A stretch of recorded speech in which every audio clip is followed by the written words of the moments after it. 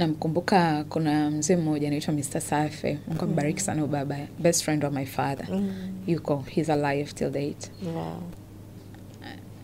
Nilimpigia, nikaongea naye, nikamwambia baba yangu amefariki. Is one thing. Nimekubali. Yaani bado na process lakini nimekubali. But mkisema nisimzike, I swear nitachanganyikiwa. So kama mko tayari kunipoteza, niendelee. Lakini I can see it, I can feel it like I'm losing it. Yaani sitokuwa mimi.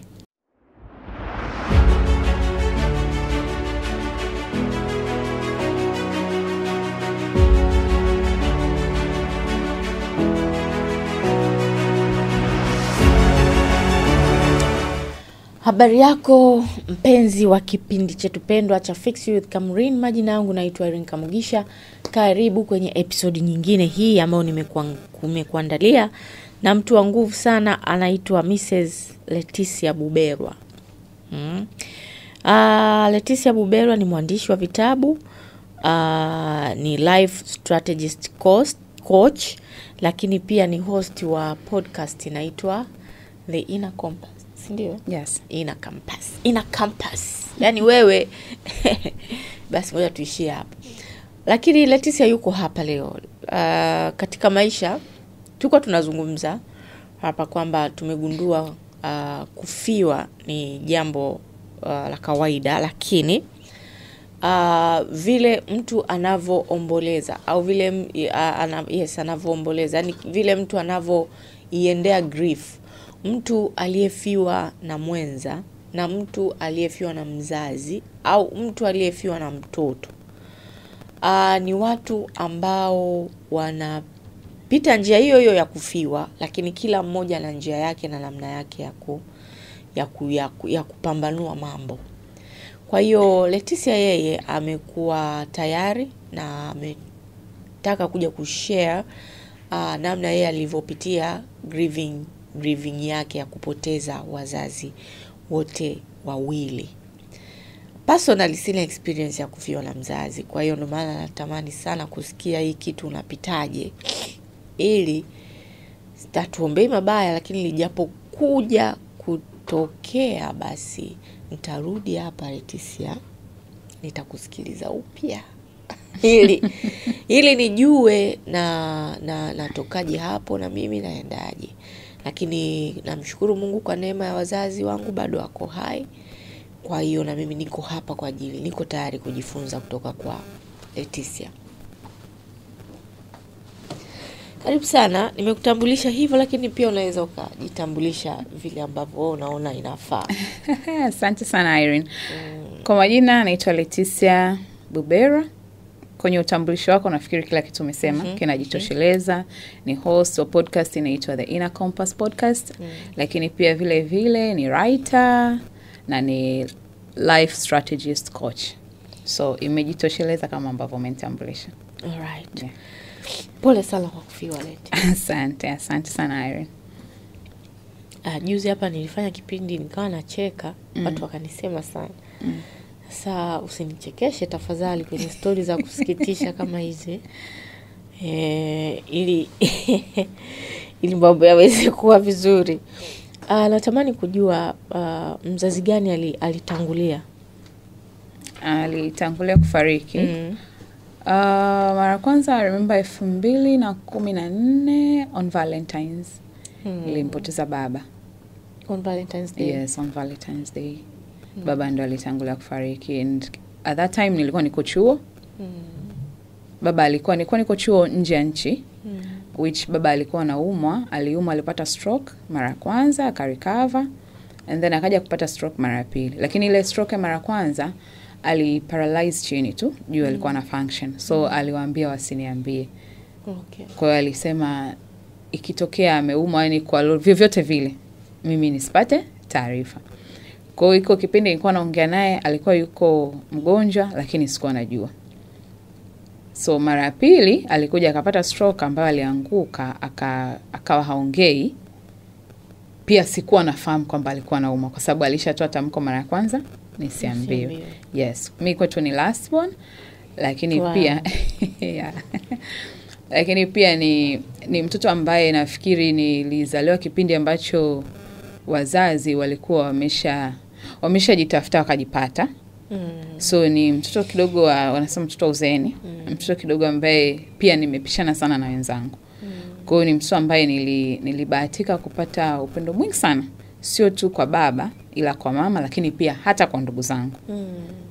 Kwa hiyo I think iko ni kitu ambacho labda my dad alikuwa anahofia atachukuliaje, itakuwaje, ndio maana pengine hakutaka nijue. Yes. Okay.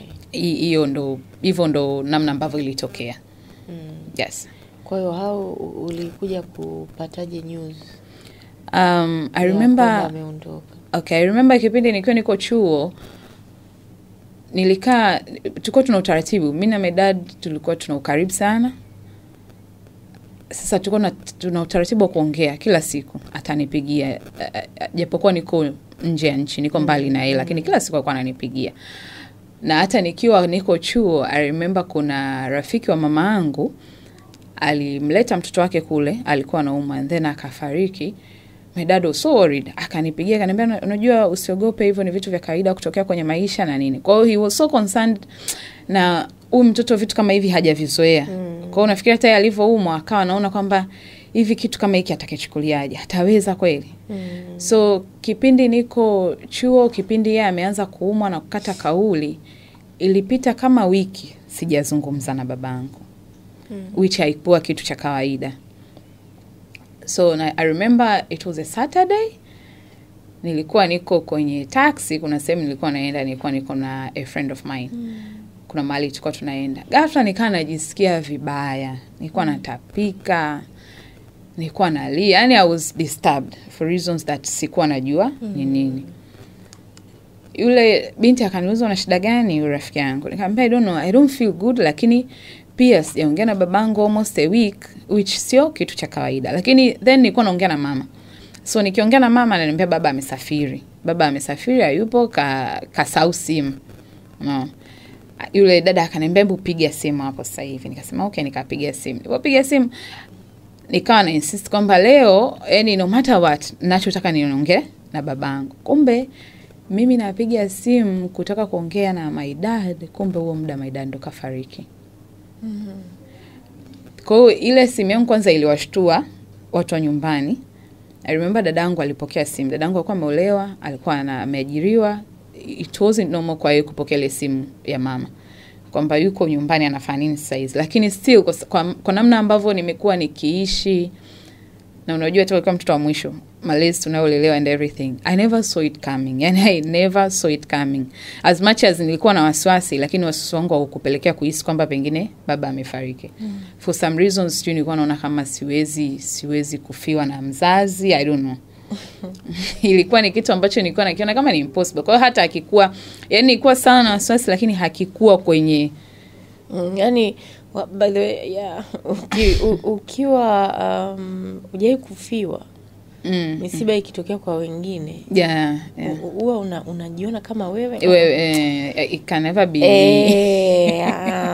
mimi haiwezi hiyo. Yeah, hiyo haiwezi kunitokea. Kwa hiyo nilikuwa na wasiwasi, lakini wasiwasi wangu ulifikia mpaka labda anaumwa. Lakini kufa haikuwepo kabisa akilini. Kwa sababu pia sikuwa najua kama alikuwa anaumwa. So my sister, I remember, akaniambia ngoja nikupe ongea na mama. Nikamwambia mama, najua kuna simu nyingi sana hapo nyumbani. Usikate hii simu yangu. Mpigie baba simu. Chukua simu nyingine mpigie simu. Mwambie leti nataka kuongea na wewe. My mama alistaka akawa tu anasema aya leti, aya nampigia aya. Lakini ile aya ikawa yani inaenda inapungua sauti. Aya kama mtu ambaye nafikiri sasa labda alikuwa analia au vipi. Ghafla akanikatia simu. Sasa imagine uko mbali. Una wasiwasi. Wewe ulikuwa unasoma nje ya Tanzania? Yes, nilikuwa nasoma nje ya Tanzania. Kwa hiyo ilikuwa lazima. Yeah. Ndo nilikuwa nataka niulize kwa nini usingeenda? No, niko mbali. So uko mbali, umepiga simu nyumbani and then umekatiwa simu, hujui kuna ile confusion inakupata, lakini still sikupata confusion to the extent kufikiria kwamba ni mzazi amefariki. Yeah. Nikasema okay, so what's going on? Nikasema hawa watu wanaogopa kuniambia kuna kitu, lakini wanaogopa kuniambia still siwazi kama ni kifo. Nikamtafuta rafiki yangu mwingine ambaye niko naye kule nje. Alikuwa ana hekima kidogo. Nikamwambia so, lakini na yeye alikuwa yuko mji mwingine. Tuko wote nje lakini yuko mji mwingine. Nikamwambia so, kuna 1 2 3. Nilikuwa naomba piga hii namba nyumbani, usikate simu yangu. Wakwambie wewe what is going on. Alafu wewe uniambie mimi, because at that moment kulikuwa yani kulikuwa hakuna mtu anaweza kuniambia kitu ambacho kimetokea. Akaniambia sawa. Nikamwambia usikate simu. Kwa hiyo nimemweka hewani. Na yeye alikuwa ni rafiki yangu wa karibu, na yeye anafahamu, alikuwa anajua namna ambavyo naishi na wazazi wangu, karibu wangu na kila kitu. Akapiga simu. Namsikia kwamba ashapiga, ashapokelewa, namsikia anasalimia. Akauliza. Sasa yeye walimjibu direct, lakini sasa walichomjibu mimi sikukisikia. Nimemwambia asikate simu, lakini na yeye ghafla nikaona akanikatia simu. Nikasema kwani nini kinaendelea? Lakini Irene hapo nini kinaendelea wala siwazi kifo kabisa. Ikabidi sasa nimpigie tena, akaanza kuniambia hawajapokea. Ngambia hajapokea kati nilikuwa nakusikia unaongea nao. Akaniambia okay, leti nakwambia. Ndio akaniambia babako amefariki. I remember that moment nilihisi naweza kufanya kitu chochote na nisidhurike. Chochote, yani niliingiwa na sijui niseme ni nguvu au ni nini, lakini I remember ile gari nilikuwa nimepanda, nilikuwa ni taxi, ilikuwa inatembea, ilikuwa inapita kwenye flyovers hivi. Na unajua kwenye flyovers gari zinakimbia. I remember nilifungua mlango, gari ikiwa inatembea. Niliona naweza kushuka. Yaani niliona naweza nikafanya kitu chochote na nisidhurike. Mungu alinisaidia kwa sababu ya yule dada alikuwa niko naye kwenye gari, ndo alinivuta na wakaloki gari. Ikabidi baada ya kupita zile flyover wapaki. After that yani nilikuwa kama mtu ambaye sielewi. Yani sielewi kinachoendelea. Sielewi nilichokisikia, alafu ndo kama yani ilikuwa kama ndo nimefunguliwa kwenye dunia mpya, ni kuanza sasa kuishi. Yani it's like I think wazazi wanakuwa kama kuna mwamvuli fulani wanatufunika nao ambao ni kama sio ni protection au ni nini. So that moment I felt kama ndo nimezaliwa. Alafu sasa nimewekwa duniani and then I am to figure things out. I cried, lakini sikuwa nalia kwa nguvu labda kwa kupiga kelele. I was confused. Mimi nilikuwa ni daddy's girl. From the story we can see. Yeah, nilikuwa ni daddy's girl. I remember niko chuo nasoma, tunapanga na my dad like you're good in this, soma hiki, jifunze hiki, ukimaliza au guide you kwenye hiki, tutafanya hiki. The plan was for us kufanya kitu fulani kwa pamoja. I was confused. And I was so confused. Alafu sasa kwa sababu sikuwa najua kama alikuwa anaumwa, yani nilikuwa naona like no, it's not fair. Lakini at the same time nikajikuta nimeingiwa na hasira ya ghafla. Nilimchukia, yani nilimkasirikia. Like why? I felt kama ni yeye ndo amenifanyia iko kitu. Yeah, so baada ya hapo nikapelekwa sehemu utulivu. Ikabidi taratibu za msiba zianze kufanyika. I remember nilipigiwa simu na ndugu, lakini ndugu sio dada zangu na kaka zangu. Ndugu tu. Kwa mbali kidogo. Yeah, I remember this statement till date. I remember 2 statements from watu ambao ni wa karibu. Mtu alinipigia simu akaniambia sasa umepelekwa huko, si babako amekupeleka huko kusoma? ewe soma, yani endelea na hivyo, si tuzike. Like kama ilikuwa kwamba wanataka kuzika bila mimi kuwepo. And then mtu wa pili ambaye kidogo alikuwa mtu mzima akaniambia, tunataka tuzike Jumatatu, kila mtu aendelee na mambo yake. I felt bad. Nikasema okay. So dunia ndio iko hivi. Yani kwamba yani hawajali. Lakini at the same time nika naona these people wako najua jinsi nilivyokuwa naishi na babangu. Was this necessary mtu kuniambia hivi? Yet mimi sikuwa najua kitu chochote kilichokuwa kinaendelea. Namkumbuka kuna mzee mmoja anaitwa Mr. Safe. Mungu ambariki sana baba, best friend of my father. He's alive till date. Wow. Nilimpigia, nikaongea naye, nikamwambia babangu amefariki. Is one thing. Nimekubali. Yani bado na process, lakini nimekubali. But mkisema nisimzike, I swear nitachanganyikiwa. So kama mko tayari kunipoteza, niendelee. Lakini I can see it, I can feel it like I'm losing it. Yani sitokuwa mimi. Akaniambia, mwanangu, nani kakwambia tunazika without you? Akaniambia, mwanangu, nani kakwambia tunazika bila wewe kuwepo? Akaniambia, don't worry. Niko hapa na mama, niko hapa na dada zako na kaka zako. Everything is going to be okay. Tunakusubiri, utamzika baba. Ile kanipa relief. Basi namshukuru Mungu ambarikiwe baba. Sana. Namshukuru Mungu. After that nilikuwa na watu wengi, they were supporting me, walikuwa watu karibu sana. Wakanisaidia nika process usafiri. Kwanza nilikuwa nakosa ndege, yani ya immediate kuondoka, inakuwa ni napata ya wiki za mbele sana.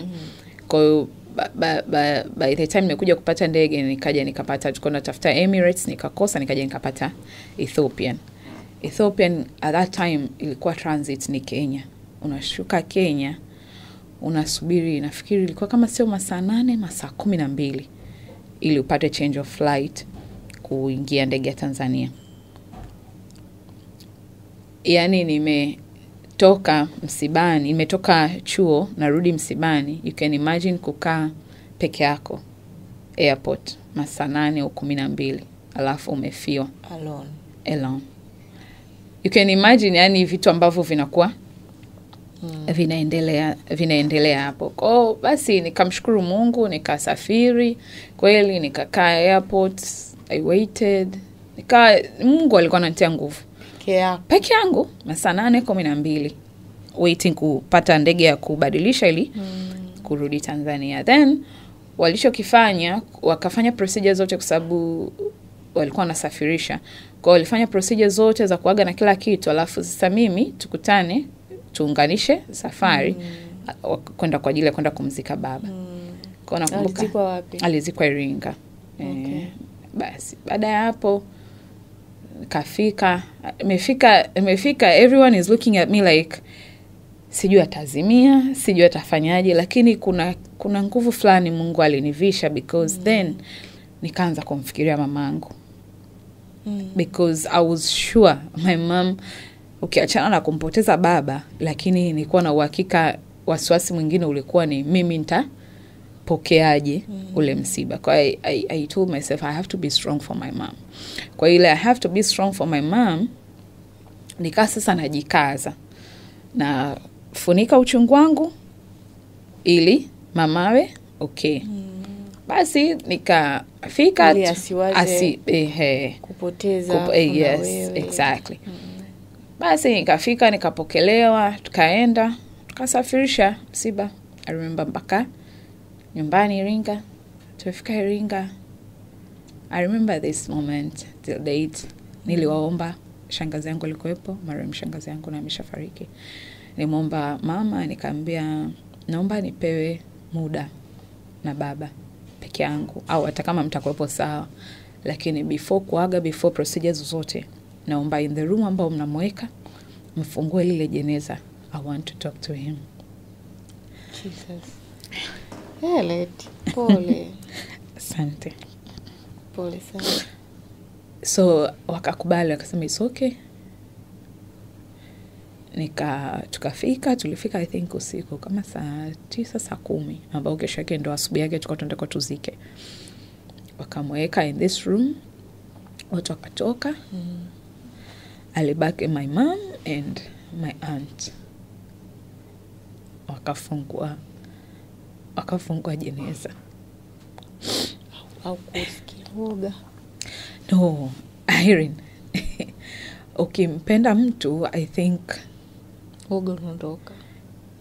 Unaonaga in movies kuna watu, mtu anakufa and they choose to, kuna kitu wanakufanya mwili, wanakuwa wanataka kukaa na ule mwili. Nilielewa why. Because then kilichokuwa kinaendelea kwenye akili yangu, kwenye moyo wangu ni kwamba sawa, baba amefariki, lakini if I could just hata ni ushike tu ule mwili, yani that was okay and that was enough for me. So nikafungula jeneza. I remember nikana na muangalia. Irene, nilikuwa naongea na baba yangu kama hajafa. Nilikuwa naongea naye and I wanted him aseme kitu. Anijibu. Aniambie kitu ambacho I don't know, sijui, yani nitaka tuwe na conversation. Fanya jambo. Yeah. So nikaa naongea naye. Nalia, naongea naye. I remember nilikuwa namshika. I was okay. Yani I was okay. I was so okay. Sikujali kama ni maiti. Sikujali kama ni... Sikuwa na hofu na chochote. So nikaa namshika. Namwambia pole. I'm asking why did you have to do this? Yeah. But I spent some time with him. Mpaka nilipo sikufika point ya kusema kwamba nimetosheka, lakini kwa ajili ya utaratibu wakanitoa, wakakatisha. Yeah. But really kwa nini wanakatishaga? I don't understand. Wanasema life as nafikiri yani wanatakiwa wakuache, yani mpaka pale ambapo utaona wewe umemaliza. Because kupona kunaanzia pale. You think inaisha, Irene? Mimi nilikuwa naogopa sana maiti. Mimi ni mmoja wa watu nilikuwa naogopa, na hata nikienda msibani ile kupita eti niangalie hivi. Yani nikipita nikaangalia, basi jua nitaota. Okay. Nitaota au yani sitakuwa sawa for a few days. Okay. Lakini ikikukuta jambo unapata ujasiri wa ajabu. Hapana, uone kama ile ni shida. In fact, hata ukipewa ukaambiwa leo you can spend a day na ukaka nao, you prefer that. Yes. I think that is where inakuja point ya kwamba nafikiri kifo kinatukumbusha what really matters in life. Yani unajua before unaweza ukawa so busy, kuna mambo mengi, vitu vingi vinaendelea, lakini after umepoteza someone that is so dear to you, ndio unakuja kuelewa what really matters in life. Una vitu vingine they don't really matter. Spending time with your loved ones, like anytime you get, hata you don't get time, create time.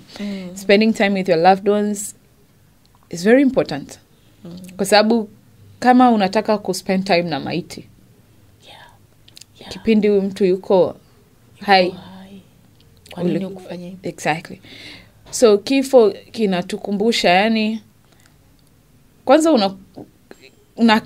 unaelewa what really matters in life, lakini pia vile inakupa ile slow down, kupause na kuanza kuangalia maisha kwenye jicho lingine la tofauti.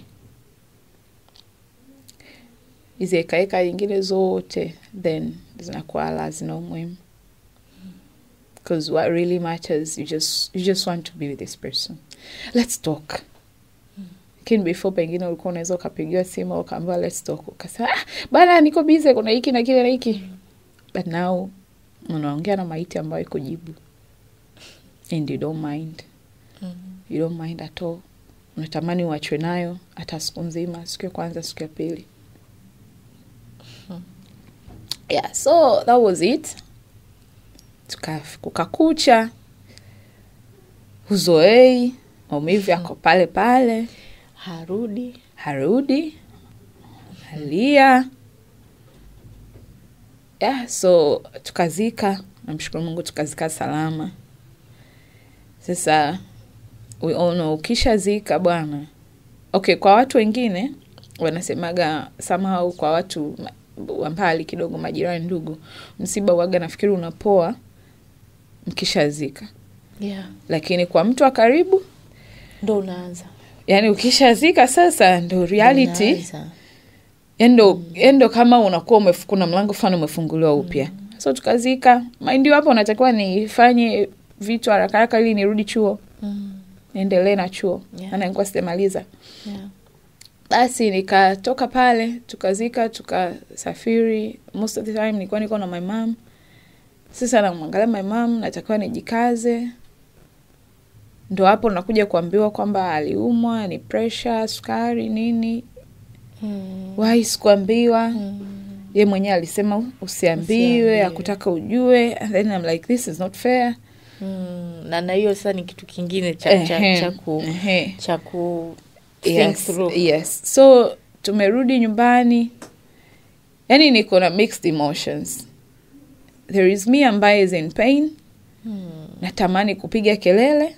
There is me ambaye namuonea mamangu huruma. I don't want her to see me in pain. There is me ambaye I never saw it coming, losing a father, a dad. Najaribu kuprocess iko kitu. Hata akiprocessiki kwenye kichwa. There is me that I have to go back chuo, and for some reasons kama kila kinichokuwa nakifanya ni maono ambayo tulikuwa tunashirikiana naye. Yeah. I felt kama ni katoto fani kadogo kametupwa hivi duniani. Nikimwangalia mamangu, muda kustaafu umefika, utu uzima umeingia, yani I was confused. Nikiangalia ndugu zangu, kwa sababu age gap ilikuwa ni kubwa. Wana familia zao, wameona kulewa na familia zao na watoto wao. I'm not the first priority. Yeah. So, yani haikuwa rahisi. Lakini nikajikaza, nikarudi chuo. Sasa muziki wenyewe ule wa unasema kuomboleza, grief, and ilianzia pale kwa sababu niliporudi chuo my mom is not there, so I don't have to hide. Nikiongea naye kwenye simu tajifanya niko okay, lakini now that was me sasa. Nimerudi chuo Irene, hata babangu alikuwa anaitwa Linus. Vioni najaza labda mtihani au nini, kuandika jina langu Leticia, nikifika kuandika ile Linus siwezi. Yani siwezi, yani anything that has to do with my dad, yani na shut down. Siwezi, I cannot process the pain. Yani sijui, nilikuwa sijui. Unajui hata unafanyaje ili Irene nilikuwa naumia. I think in life sijaumia vile. Nilikuwa naumia. Nilikuwa na maumivu ambayo ilikuwa kama ananipa ganzi. Naumia ni huku ndani na kusikia kama nichukue umoyo niweke pembeni kwanza nipumue. Because una maumivu, I think sijui ni depression inakuwa imekushika. Kwa hiyo nilikuwa naumia in a way that sitaki kufanya kitu chochote. Yet life ilikuwa inatakiwa iendelee. ndo hapo wasielewi yani kwa nini watupewaga ka break fulani, yani ka break gani, for time to stop a little bit, mambo mengine yasimame kidogo, yani nipe nafasi mimi ya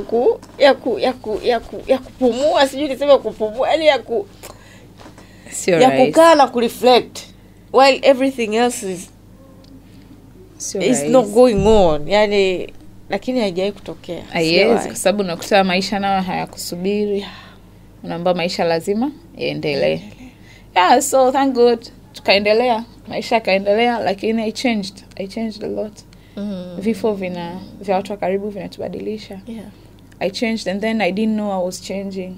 Lakini kila siku kwanza ilikuwa kila nikiamka kuna kitu fulani kizito hapa. I didn't want to feel it. Sikutaka kusikia ile hali nilikuwa naisikia. I remember nilikuwa natumia sleeping pills. Because I couldn't sleep at night. Yani ilikuwa Irene hata nisinzie mchana hivi. Dakika 2 ni nyingi. I must dream about him. Namuota from past scenarios to present to future to amuota. Yani like my mind stream, my subconscious ilikuwa all about him. Kwa na escape vipi hiyo? I didn't want to feel anything. Hapo katikati a lot happened. A lot. Lakini namshukuru Mungu kamaliza chuo. Nikarudi nyumbani. Haikuisha. It took me 2 to 3 years kuprocess grief. Yeah, na sijui kama nilikuwa na process au nilikuwa sielewi kinachoendelea. Au uliweka nani? Nafikiri niliweka on hold. Kuna kitu kwa kinaendelea ambacho kilikuwa kinaenda sasa kuniharibu na mimi mwenyewe. Cha kwanza nilikuwa sitaki attachment na mtu. I didn't want anyone to love me. Evil. Yani I didn't want. Then I was worried. Nikana muangalia my mom with this eye like, okay, so umebaki. Lakini kuna siku na utaenda. I have to start learning. Natakiwa nijifunze kuacha kukupenda, which was not good. Yani I didn't want love. Yani kabisa kitu love kwenye masikio yangu, like I didn't want attachment. Nikaanza kuwa mwenyewe, nikawa mtu fulani ambaye I just want to be left alone. Najidetach na watu, nafanya vitu mwenyewe, na kuwa almost kama mtu ambaye hana hisia.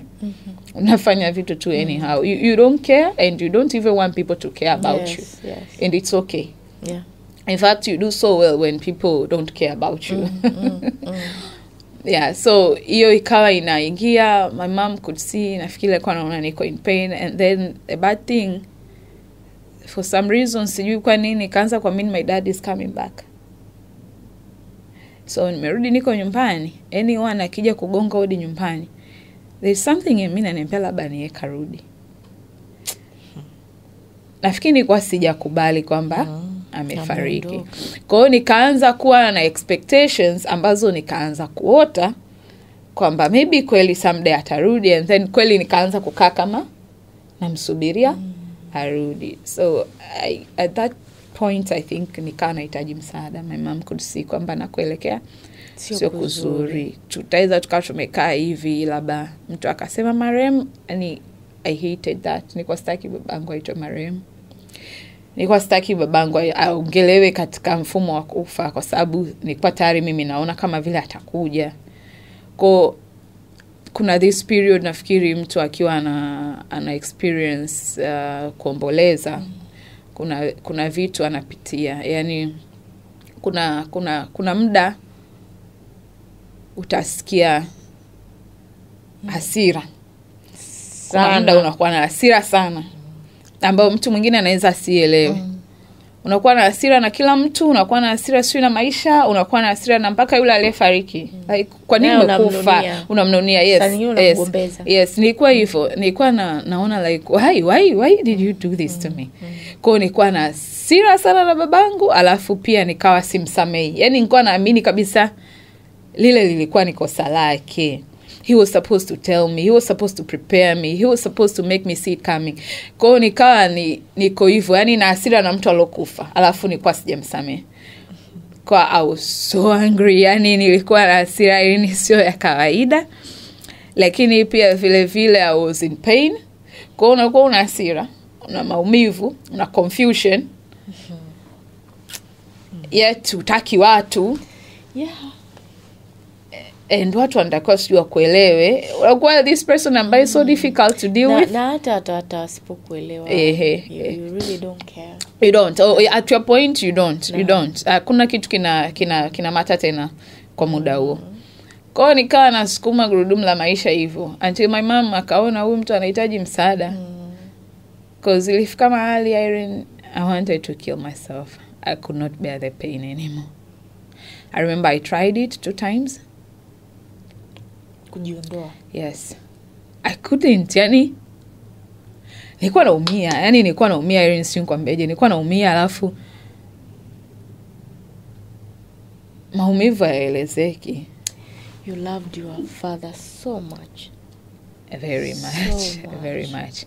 Lakini pia nilikuwa na yani ni kama nilikuwa nataka kuyawahi si maisha. Yani nilikuwa nikimwangalia my mom because naye kwa kama ameanza kuumwa. Sababu ya stress. Nikaa najiuliza saa okay na huyu naye akifariki kama anaondoka hivi. Yani mimi nafanyaje? Kwa hiyo nikaa naona like no, yani I was in pain. I wanted to kill myself. I tried it 2 times, it didn't work. Until one day ndo nikapata turning point yangu. Na for anyone ambaye anasikiliza anaangalia hii, nataka nikwambie Mungu yupo na Mungu anakuona kwenye hayo maumivu, kwenye hiyo confusion, kwenye hiko ambacho unapitia. Mungu yupo na Mungu anakuona. Sometimes we think au sijui ni mazoea, nafikiri ile humanity ya kutaka kucontrol kila kitu inatufanya tunakuwa carried away mpaka vitu kama hivi maumivu unataka uya control. And you want to handle kila kitu mwenyewe, lakini hatujaumbiwa hivyo. That is why we need God. Anajua mitihani anayotupa. Anajua nini afanye tuwe sawa. Cause nilifanya kila kitu, nilijaribu kila kitu, lakini that pain ilikuwa haiondoki. I was this person ambaye kila nikiamka niko kama nimebeba tofali zito hapa, and I was not telling anyone kwa sababu nilikuwa naona hakuna mtu atanielewa, hakuna mtu anaweza kunisaidia. But I want you to know that kama kuna kitu chochote ambacho cha maumivu unapitia, inaweza ikawa ni msiba, inaweza ikawa kitu kingine chochote ambacho pengine kinakupa maumivu yanayofanana na haya. I want you to know that kulia au kuumia haimaanishi hauna imani au haumwamini Mungu. No. Ila inamaanisha the love was real. Thank you. Yes. Kulia au kuumia, it is okay. Sometimes in our society tunaambia no, be strong. There are times you can't even be strong. It's okay to cry. It's okay kuwa vulnerable hivyo. It's okay kuumia. It's okay kuonyesha. Haimaanishi kwamba because unaumia, una maumivu sana basi wewe muamini Mungu. Hapana, inamaanisha the love was real. Yeah. This person was so dear to you. Yes. Ni kama una upendo ambao hujui wapi pa kuupeleka. I was about to say that. Kwamba grief ni upendo uliokujaa. Yes. Juu ya mtu fulani ambaye hayupo. Na haujui upeleke wapi. Yes. So it's okay. Yani it's okay to ni humanity. Yeah. Mwenye Mungu anajua. Yes. We have to go through that. It's okay to feel hivyo unavyojisikia. It's fine. Wala usijikaze kwa sababu unavyojikaza ndivyo unavyochelewesha healing process. Na hakuna kitu kama healing is not kwamba sijui heal so that to move on. Hapana. There's no such thing. Yani una heal lakini unajipa grace ya kuprocess hii healing, yani one day at a time. The thing is with humanity tunataka tufanye vitu to close that chapter, to move on. Huyu mtu alikaa moyoni, huyu mtu ni mzazi wako, ni mtu wako, ni kuna ukaribu, kuna upendo ulijengwa sio kwa siku moja. Kwa hiyo ni kitu ambacho it might take time. Yes. Yeah, mimi nasemaga kwamba on my grieving journey mimi niliona yani kama vile yani as unapofiwa pale ni kama vile tuseme unataka kuunga bando kwenye au umeunga bando kwenye simu yako. Hilo bando kwa mfano likawa kama ni GB 10. Alafu internally unajua kwamba GB 10 haziwezi kudownload kitu cha GB 50 au 100 au 1000. Kwa hiyo unajikuta una uwezo mdogo, yani una uwezo mdogo wa kudownload vitu, una GB 10, lakini unajikuta kama vile unajiforce kudownload kitu cha GB 1000 which haiwezekani. Kwa hiyo sasa ukishafika, nilipofika pale nikasema ngoja kwanza, bwana najitesa mimi uwezo wangu uko wapi hapa? So nikasema mimi I'll take one day at a time. Kila siku GB moja. GB moja, GB moja. One step at a time. Yeah. Well, how did you go about it? Yaani sasa hiyo turning point yangu hiyo, Kwanza hongera I say. Asante Mungu. Mungu yupo. But again, I still naona kama bado your father is still so dear. He was.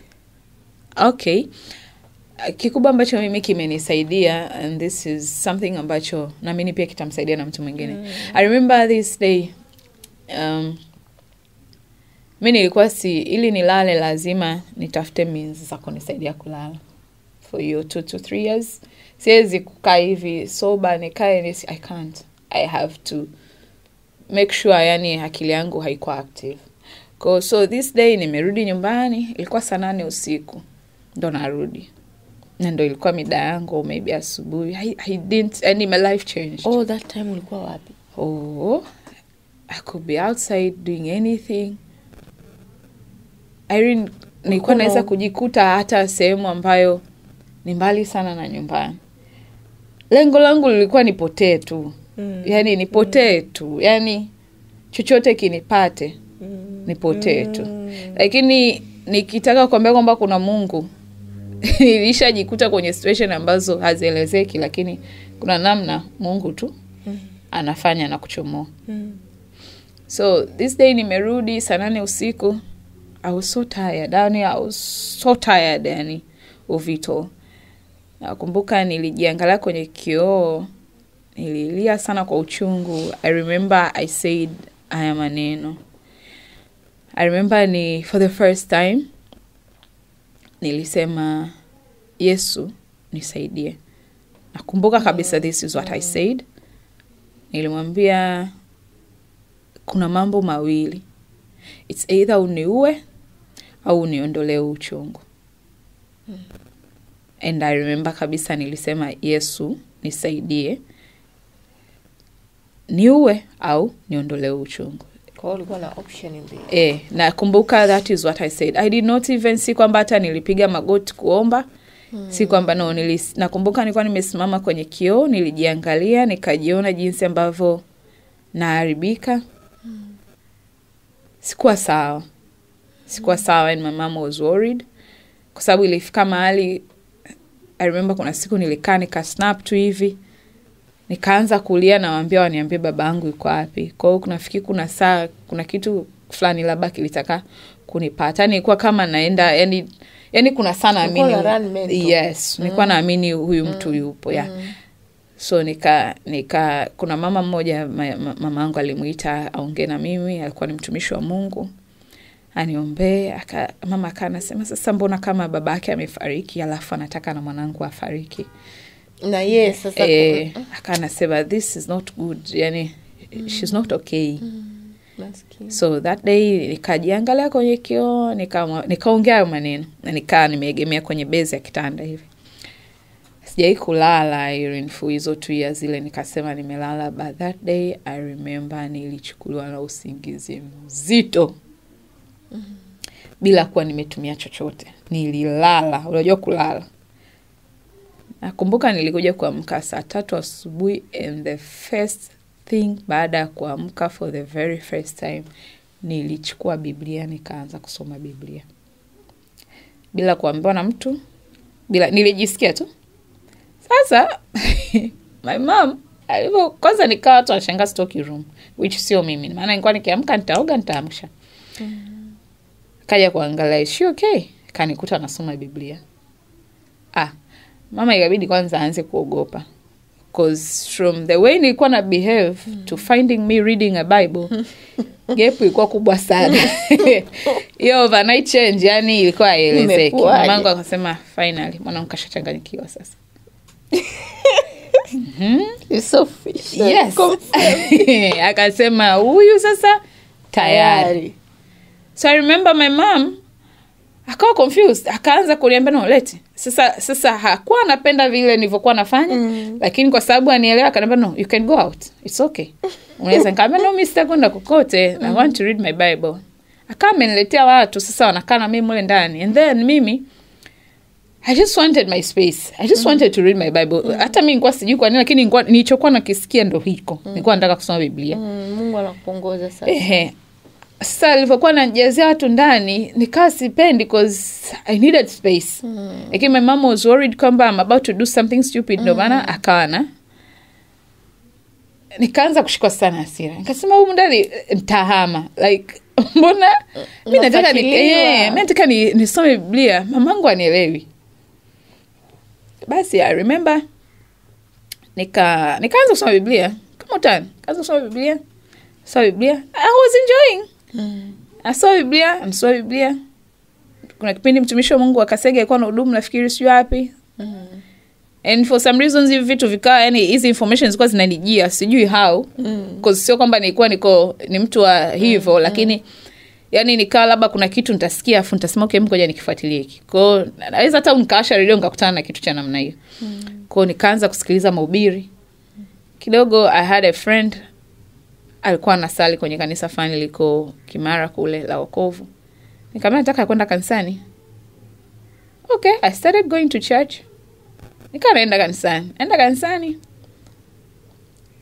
Sio kwamba nikiamka asubuhi yale maumivu yalikuwa yameisha, yalikuwepo, lakini kuna kitu kwa kinaniongoza ambacho kilikuwa kina nguvu zaidi yangu, lakini at the same time kilikuwa kinanipa a certain assurance that I was okay kuongozwa.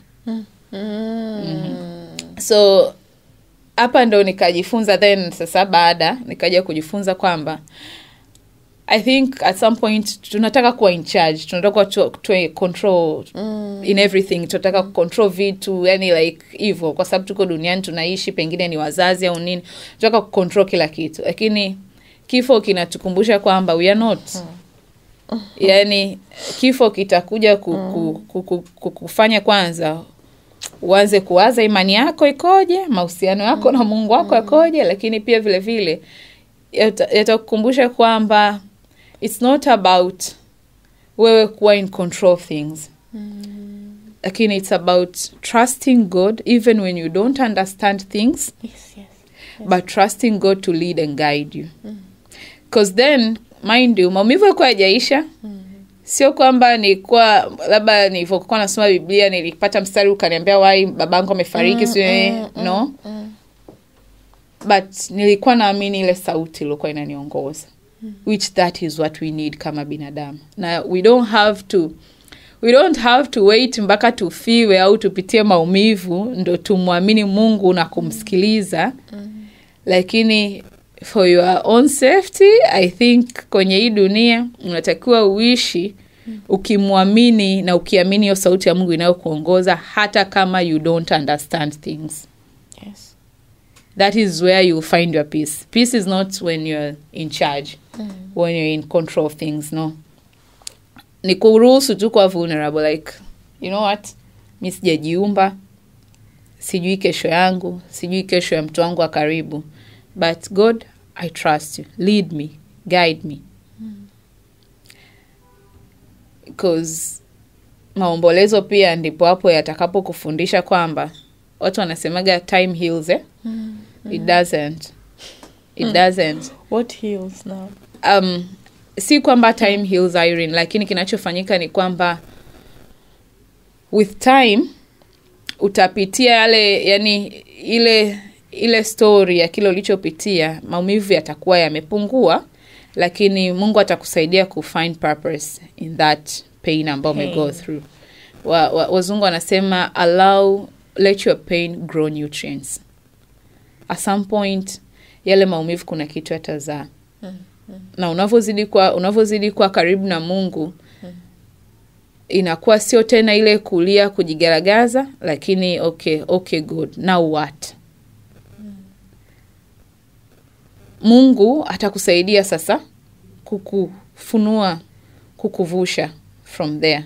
Uta find purpose for some reason. Kuna vitu tu Mungu atakuletea karibu, kuna vitu vita connect. Na sisemi maumivu yataisha. Umeona ni 2014, leo hii I can still cry. Miaka mingapi imepita?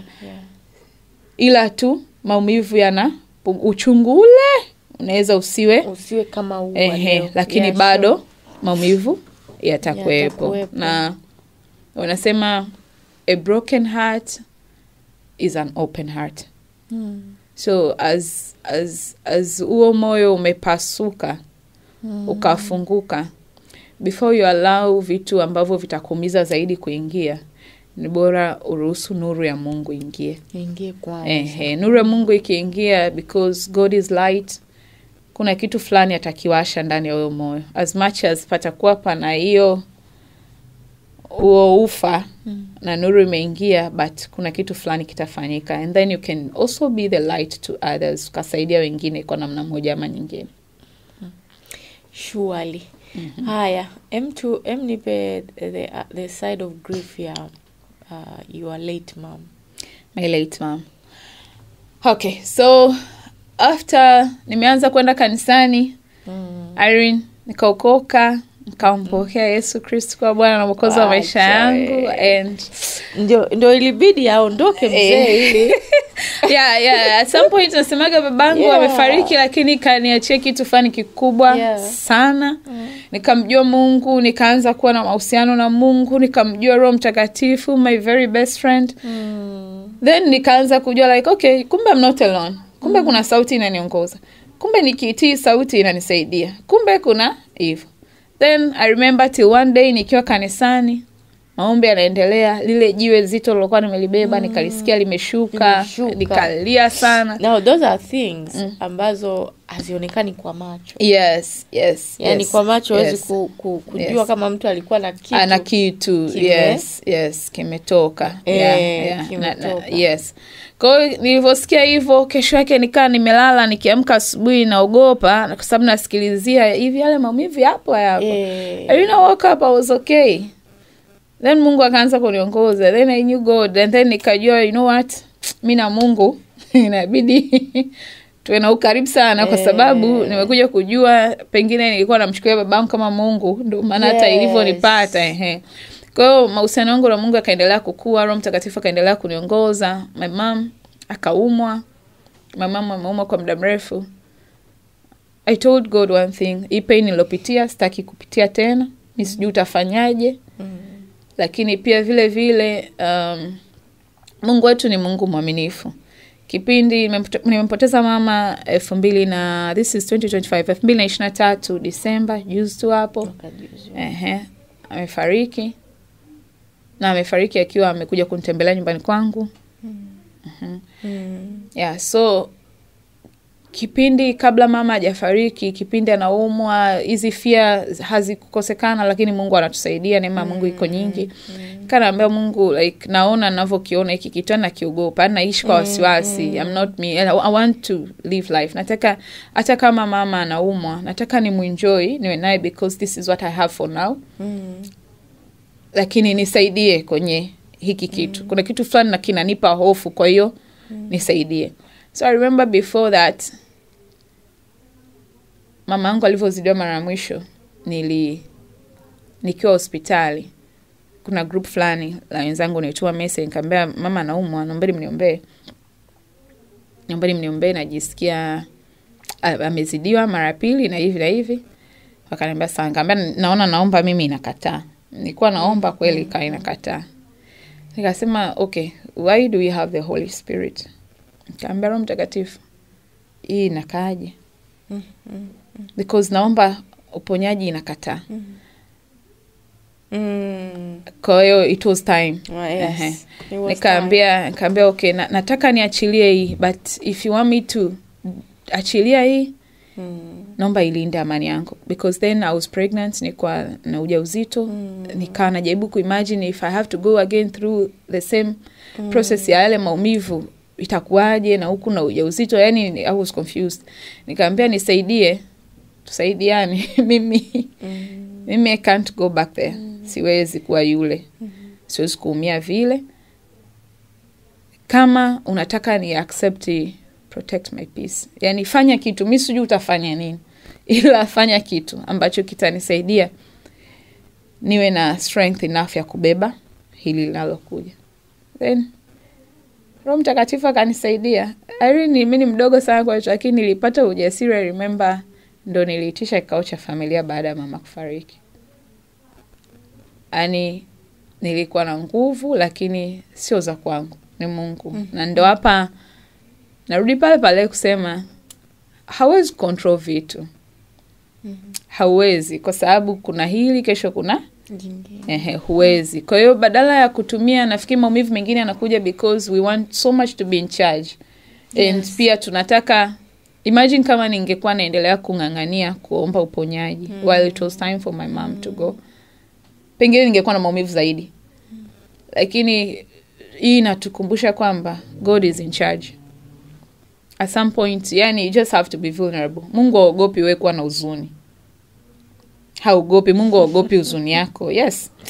Sometimes we are trying to be strong for who? Sijui tunataka tuwe strong for God, I don't know. Lakini Mungu haogopi huzuni yako. Yani kama kuna mtu unaweza ukaenda ukamwagia moyo wako, ni yeye. Jiachie mbele za Mungu. Mwambie me this, I can't handle this. As much as imani inaweza ikae na kufundisha, lakini iko kuna sehemu huna huo uwezo wa kubeba hilo jambo. Just be vulnerable kwake. Mwambie mimi sijui utafanyaje, but this one siwezi. And that is where humanity ina surrender Mungu. Because then kungekuwa kuna umuhimu wa kuwa na Mungu. Kama wewe unaweza kusema leo yani nilikuwa na nguvu nikasimama na hili jambo, then you don't need God. You don't need God. Lakini if tunamhitaji Mungu kwenye maisha yetu, then as human beings we have to get to a point tukakubali kusurrender, and that doesn't have to happen when we have issues. Maisha yetu ya kila siku yanatakiwa yawe about total surrender to God. Like, I'm nothing without you. You are completely in charge. Yeah. Kuna kitu ulizungumzia kwamba kipindi kile when your mom was still alive and baba alivyokuwa ameondoka, hamkuwahi kuwaza the way mama alivyokuwa na grieve. Yeah, sure. Yani kama mtoto uliona kama wewe yani mimi na haki ya kuumia kuliko mama zaidi ya mama. Lakini kumbe yule ni mpenzi wake, unajua. Exactly. Na wameishi miaka mingi. Alikuwa mpenzi wake yule. Because mimi sikuwa naweza kurudi nyumba ya familia. Nilikuwa naumia. Sasa imagine yule ambaye yuko kwenye nyumba ya familia analala kwenye kitanda kile ambacho alikuwa analala na baba na mume wake, I mean. So yeah, my mama alianza kuumwa, and then sadly it took us some time to realize kwamba haya yanaweza akawa ni maumivu ya kuondokewa na mume. Lakini nafikiri sijui tulijihesabia sana haki kama watoto, au tukaona kwa sababu ni watu wazima pengine haiwezi kuwa na maumivu. Lakini baadaye nakumbuka mimi nilimkuta mama na picha na bracelet fulani ya baba. Kumbe alikuwa analala nazo zile, alikuwa na hold on to that. Alafu hakuwa anamwambia mtu. Sasa you can imagine kama mimi nilikuwa naumia vile na ni babangu, yeye alikuwa anaumia kiasi gani. Yeye pia alikuwa ametengeneza kitu kumpa comfort. Yes. Kwa wale kuwa mume wake. Yes. Kwa hiyo unaweza ukawa unakaa na mtu nyumba moja. Unaweza kawa ni rafiki, anaweza kawa ni ndugu. Yani anyone ambaye nafikiri ame-experience kupoteza mtu wake wa karibu, don't expect them kuongea muda wote. Sio kila mtu anaweza kufunguka kuongea. Most of the time we don't, kwa sababu hata process ya healing ikiendelea kuna kitu fulani unakuta tu sio tena mtu wa kuweza kushare vitu. But we need to check out on these people. We need to be close to them. We need to extend grace, kwa sababu kuna muda kweli utataka ukaribu na yeye anaweza kawa hataki kufunguka, lakini we need to check on them. Kwa sababu mtu anaweza kana kuna kitu amekibeba, kuna maumivu ameyabeba, kuna vitu anapitia, lakini hawezi kuzungumza au hana mtu wa kuzungumza naye. Niambie Leti, unajisikiaje kutokuwa na wazazi wote wawili? Like ile yani kibinadamu kabisa. Okay, kibinadamu ndo hiyo nakwambia Irene, healing haimaanishi kwamba yani sijui tushafunga hiyo chapter tumetupa kile kitabu kule, no. Siku hazifanani. There are days ambazo zinakuwa heavy, so heavy. There are days ambazo unacheka, they're okay. There are days ambazo unakumbuka the memories, lakini unakumbuka pia with laughter. Yeah. So sio una maumivu. Sio una maumivu. So ziko siku ambazo naamka, not long, kuna siku nilikuwa naambia mume wangu. Nikaambia, nafikiri nilikuwa naambia mume wangu, rafiki yangu, nikaambia leo kama ningekuwa wazazi wangu wote wawili wapo, ningeenda nyumbani. Ningetamani kulala kwenye mapaja ya mama, niweke kichwa changu kwenye mapaja ya mama nikumbatie. Lakini haiko hivyo. And sadly, unavyozidi kukua unakuja kugundua kwamba the only people kwenye hii dunia ambao kweli wanaweza wakakushikilia hivi ni wazazi wako. Wengine mnavumiliana, mnasogezana siku na kadhalika, lakini mzazi ndo anaweza Kwa hiyo ziko siku ambazo unatamani wangekuepo, ziko siku ambazo unacheka, unafurahi, unamshukuru Mungu. Lakini katika yote, honestly speaking, namshukuru Mungu sana, because through it all kuna namna amefanyika baba kwangu. Mungu amekuwa baba kwangu, amekava vitu vingi sana, amekava, and sipungukiwi wala siisi kupungukiwa, na popote panapokuwa na uhitaji, I can always run to him and I'm safe.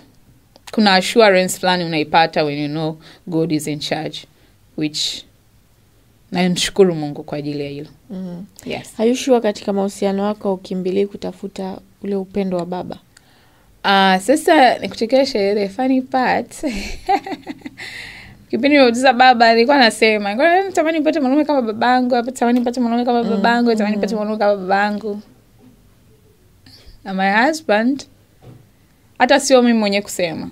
Dadangu kuna siku alimuona mamangu, tulikuwa tumespend the whole day. Tulikuwa tunamuita my dad, tulikuwa tunamuita Mzee Ndanzi. My sister akasema, yani huyu yuko kama Mzee Ndanzi. Okay.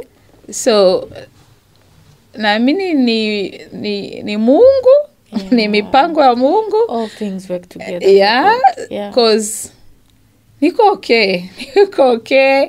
Na sio kwamba namtafuta babangu kwa mume wangu, lakini kuna namna my husband is just, he's my husband, lakini kuna kitu fulani, yani kuna vitu fulani vimeenda vikafit pale that hata sio kwamba nilimwambia. Na in fact vingine mpaka navichukia, nasema no, this one I don't want it. I know nilitamani mtu lakini this one no. Kwa hiyo namshukuru Mungu honestly kwa hilo. Namshukuru sana kwa asante. Namshukuru Mungu. Tunaendelea kupona taratibu. Tunaendelea kupona taratibu. Juzi kuna. Kwa hiyo uponyaje ni process, Irene. Ni process. Hivi inafika muda kweli unasema yani umepona kabisa, yani I don't know. Mimi nadhani grief tunaishi nayo. Hipo like yani sijui nisemeje, yani tunaishi nayo in such a way kwamba sijui kama in such a way kwamba yani you the only thing ambayo you take away is the pain. Unaondoa tu yale maumivu, but still there are days ambazo you can still cry, unaweza ukalia, zipo unaweza ukakumbuka na moyo wako ukazizima kabisa, ni moyo ukawa so down. Unaona ambavyo pengine wewe sasa hivi kwa sababu ya kuondokewa na mume, kuna muda unatamani, yani kuna vitu fulani pengine unajua unaweza ukazungumza na yeye tu, kuna muda unatamani yani angekuepo, umuone, muongee. So iko hivyo kwenye kila mtu, yani kuna muda like natamani that motherly hug that I know I can only get it from my mother.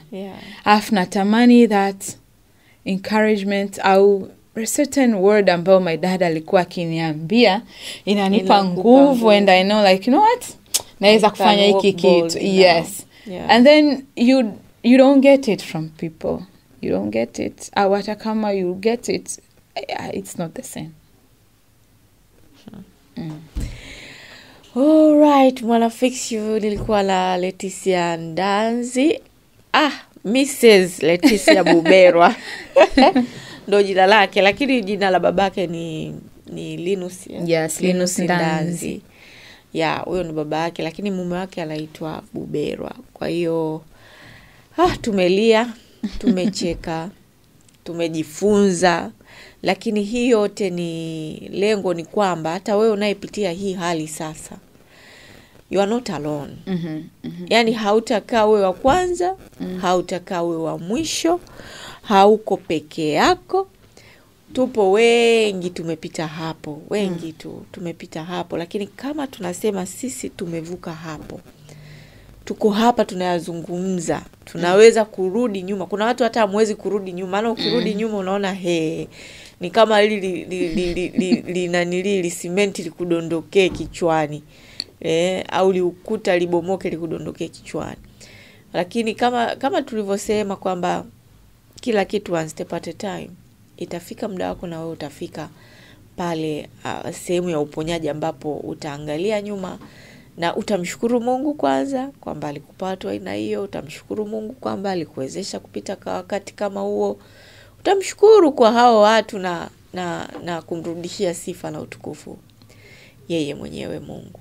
Leticia, kwa kumalizia labda mtie moyo mtu ambaye yani amefiwa hivi recently, ana siku 2, 3, mwezi, unajua, mwambie neno la uponyaji kidogo ili anapomaliza hapa apate kakitu la mwenyewe. Kikubwa ambacho naweza kusema, kwanza, don't mask your pain in spirituality, wala don't mask your pain kwenye chochote kile ambacho unahisi kinatakiwa kikutie nguvu au kikusogeze wakati unajikaza na hayo maumivu. The best thing you can do kama umepitia kupoteza mtu yote wa karibu na uko kwenye maumivu, kitu kimoja kikubwa ambacho naona na mimi kilinisaidia, achilia moyo wako. Yani ruhusu, yani hayo maumivu usiyazuie, ruhusu kuumia, lakini kikubwa zungumza na Mungu wako.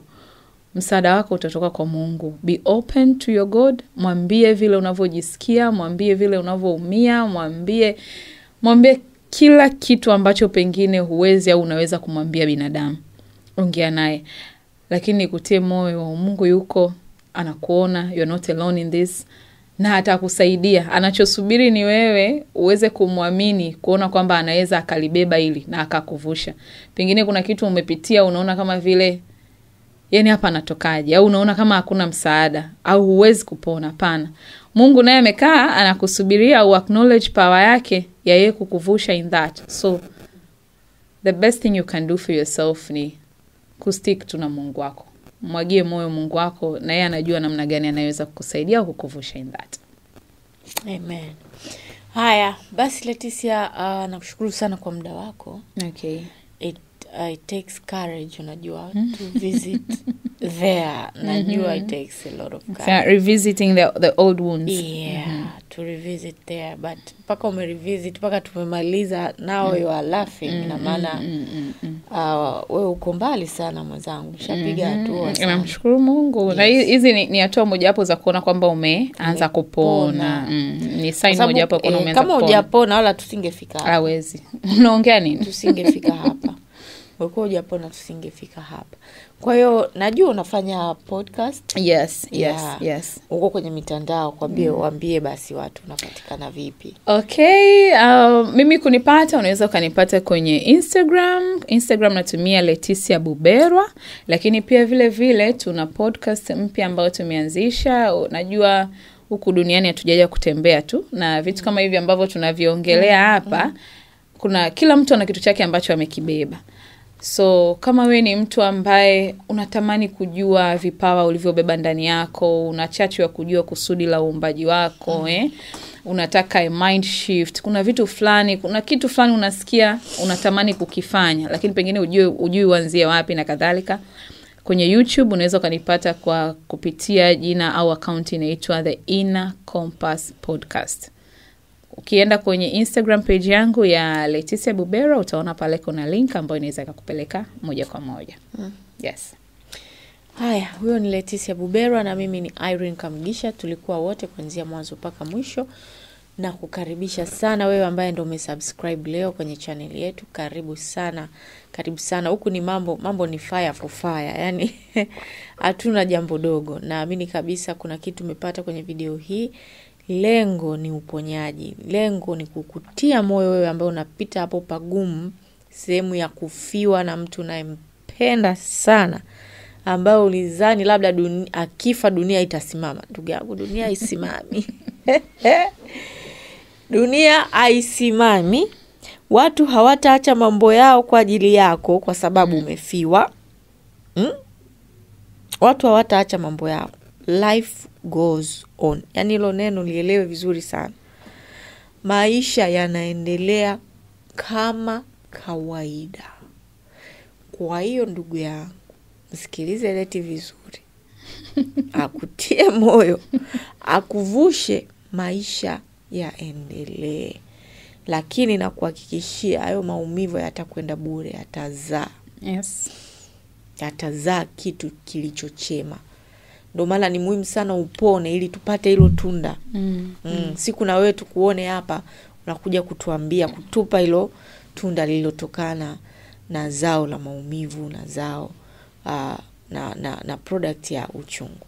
Kwa karibu sana kwenye channel hii. Napatikana kwenye mitandao ya kijamii Irene Kamugisha _ Instagram, Irene Kamugisha, TikTok, Facebook pamoja na Twitter ambayo sasa hivi inaitwa X. Tumefika mwisho wa kipindi chetu, tukutane tena kwenye episode ijayo.